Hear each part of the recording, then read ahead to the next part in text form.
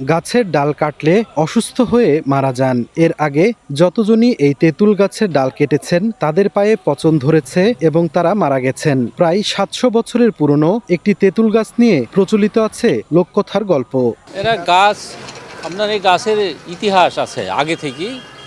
এই গাছের কেউ বয়সের কথা কেউ বলতে পারে না, কোনো মুরব্বী বলতে পারে না কত যে বয়স, কতশো বছর বয়স কেউ বলতে পারে না। আর আগে এই গাছে আগে লাড়লে ক্ষতি হতো, মানে যে কোনো একটা ডাল কাটলে আর এই যে কোনো পায়ে পচান ধরি তখন এই নষ্ট হয়ে যেত। ডালপালা দেখেন দোকানের মধ্যে চলে গেছে, তাও কেউ কাটতে না, কাটলেই সমস্যা হবে। মানে ধরেন মরে যেতে লাগবে, হাফের লেগেছে মানে মুখ টুক দিয়ে রক্ত উঠে মরে যেতে লাগবে, যে তার জন্য ধরেন ডালপালা কিনে দেয়, তাও কাটতে পারে না। তেঁতুল গাছ নিয়ে এমন খবর ছড়িয়ে পড়ার পর থেকেই এই গাছের ডাল কাটার সাহস কেউ দেখায়নি। সরজমিনে গিয়ে দেখা যায় তেঁতুল গাছের একটি মোটা ডাল ঢুকে পড়েছে দোকানের ভেতরে, কিন্তু এই ডাল কাটলে ক্ষতি হতে পারে এমন আশঙ্কা থেকে দোকানদার আর ডাল কাটেনি।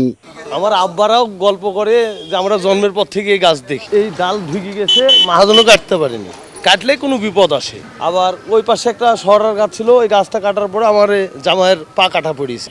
একটা ডাল যদি শুকনা পড়ে তাও কেউ পোড়াতে পারবে না, পোড়াইলে সমস্যা। একদল গবেষক বছর দশেক আগে পরীক্ষা নিরীক্ষার পর এলাকাবাসীকে জানান এই তেঁতুল গাছের বয়স প্রায় ৭০০ বছর। অনেকে এখনো মানত করতে আসেন এখানে। গাছটির ডালপালা ছড়িয়ে পড়েছে অনেক বড় অংশ জুড়ে। গাছটির গোড়া যেমন মোটা তেমনি লম্বায় উঁচু। অনেক পুরানো গাছ এটা, মানে আমার দাদার আমলেও মানে ওনারা বলতে পারে না কবেকার গাছ। আমার কয়েকটা প্রজন্মকে জিজ্ঞাসা করছে, তারা সবাই বলছে যে আমরা হয় দেখছি এরকম ১৫০০-২০০০ বছরে হয়ে যাবে, কারণ কেউ বলতে পারেনি যে গাছটা এরকম ছিল। আমার বাপেরাও এই গাছের খবর ভুলতে পারেনি। গাছ কাটলে সমস্যা হয়, এটি সবাই বলে। তো রাজশাহীর হরিয়ান তেঁতুলতলা বাজারে তেঁতুল গাছটির অবস্থান। গ্রামবাসী এখনো বিশ্বাস করেন এই গাছটিতে এখনো জিন বসবাস করে, তবে গাছ না কাটলে তারা কোনো মানুষের ক্ষতি করেন না এমন বিশ্বাস এলাকাবাসীর। এই গাছে তেঁতুল ধরে না বললেই চলে। সাইফুর রহমান রকি, সময় সংবাদ, রাজশাহী।